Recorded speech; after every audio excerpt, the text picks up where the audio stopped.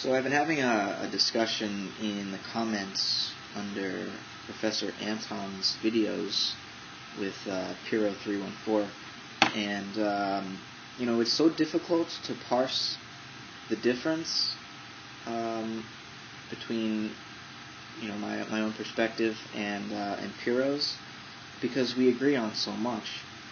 It's difficult to get a grasp on exactly what the subtleties of our disagreement are. And it concerns, in one way I guess you could say it concerns the use of this word material in our proposed explanations of certain phenomena, though even to call the phenomena in question, consciousness, a phenomena, is to neglect the extent to which it is also noumenal. And I think Piro has been responding to some of the things that Corey, Professor Anton, has been saying in regards to the immateriality of language and speech and words and the meaning that we bring forth with our linguistic activities. And I think what's at stake here really is the difference between abstraction and the concrete.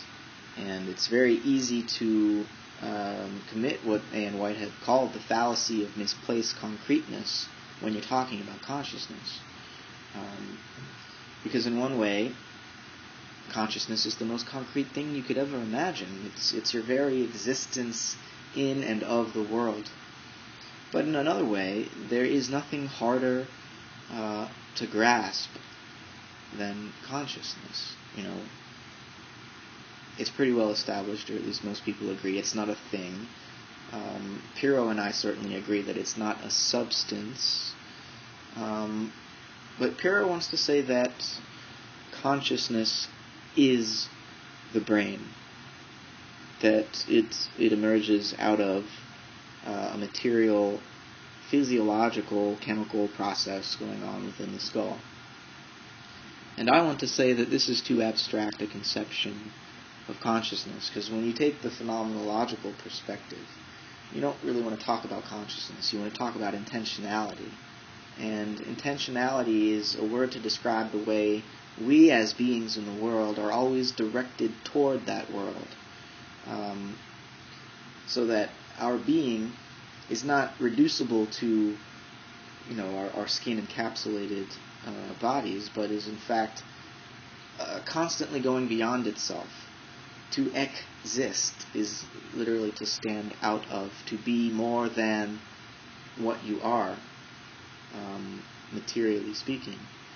So there's, in terms of intentionality, if you're going to give an intentional account of consciousness, there's two poles to it.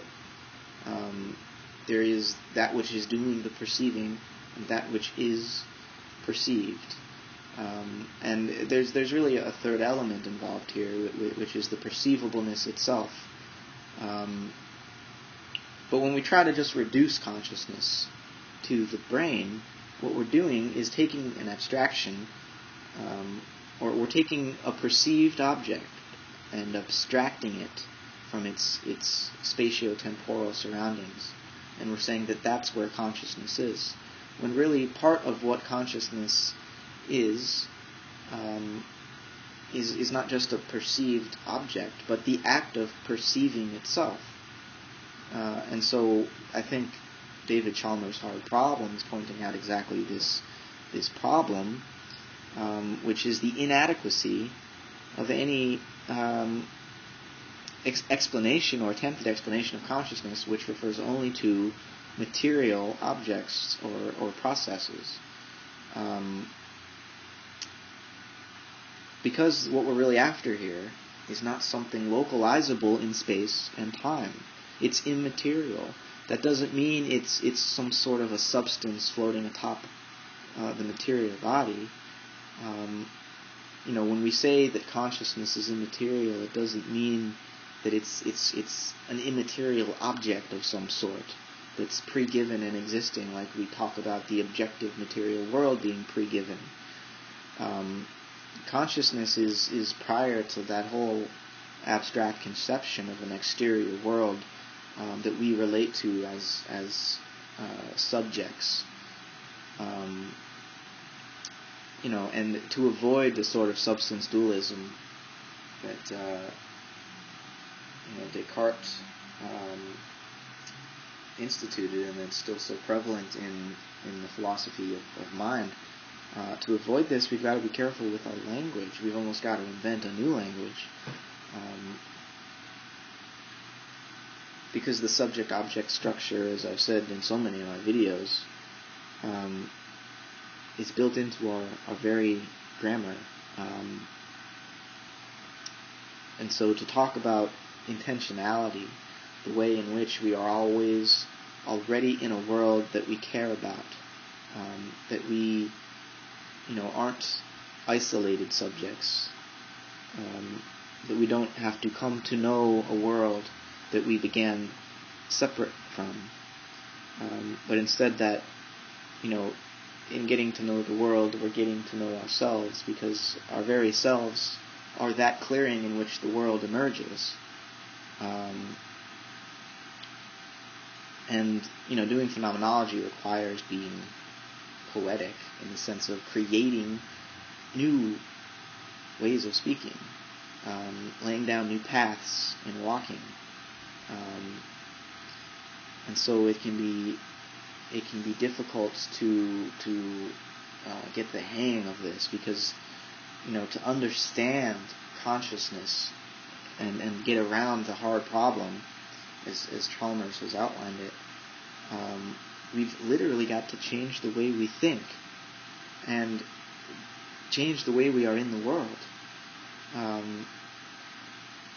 because it's not as though the way we talk about the world has no effect on the way we experience the world. If speech itself is in many ways constitutive of our subjectivity, then we need to pay more attention to how we bring forth these words,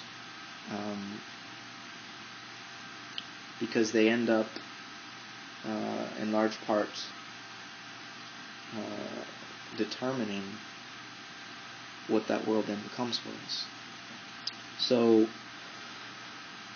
I guess I don't have much more to say about this. I just wanted to respond to some of the comments I've been exchanging with Piro in an attempt to clarify my position. It's basically that we cannot attempt to derive consciousness from merely one of the poles of intentionality. In other words, the brain is something we always perceive.